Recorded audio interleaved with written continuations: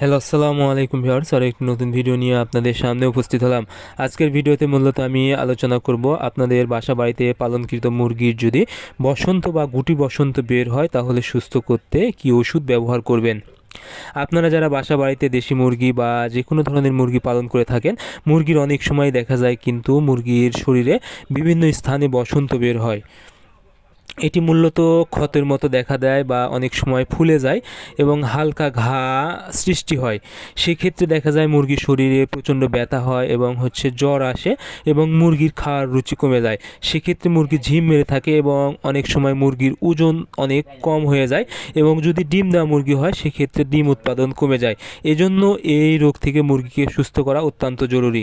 এখন যখনই দেখবেন মুরগির শরীরে বসন্ত বের হয়েছে, এই মুরগিকে অবশ্যই সুস্থ মুরগি থেকে সর্বপ্রথম আলাদা করে দিবেন এবং মুরগির জন্য সুন্দর পরিবেশ, যেখানে ঠান্ডা জায়গা, এরকম জায়গা নির্বাচন করবেন এবং যথেষ্ট পরিমাণ যেন মুরগি আলো বাতাস পায় সেদিকে অবশ্যই খেয়াল রাখবেন এবং মুরগিকে সবসময় ঠান্ডা পরিষ্কার পানি খেতে দিবেন। এবং আপনাদের মুরগি যখন বসন্ত বের হবে এই জায়গাটা অর্থাৎ ক্ষত স্থানটি সুন্দর করে ভালো পরিষ্কার কাপড় নিয়ে আপনারা পটাশের পানি দিয়ে পরিষ্কার করে দিবেন। এটা আপনার মানুষের দোকানে গেলে পেয়ে যাবেন। পটাশের পানি দিয়ে যদি সুন্দর করে পরিষ্কার করে দিতে পারেন তাহলেই কিন্তু বসন্ত একদম ভালো হয়ে যাবে।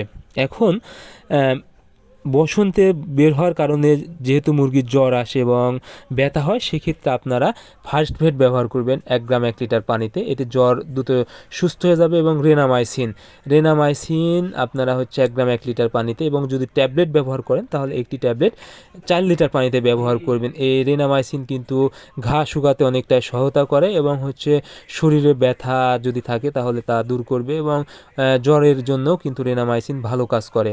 আপনারা যদি এই দুইটা ওষুধ ব্যবহার করেন আশা করি আপনাদের মুরগি খুব দ্রুত সুস্থ হয়ে যাবে। তবে অবশ্যই আপনারা মুরগি যেখানে বসন্ত বেড়েছে জায়গাটা অবশ্যই পটাশের পানি দিয়ে ভালোভাবে পরিষ্কার করে দিবেন।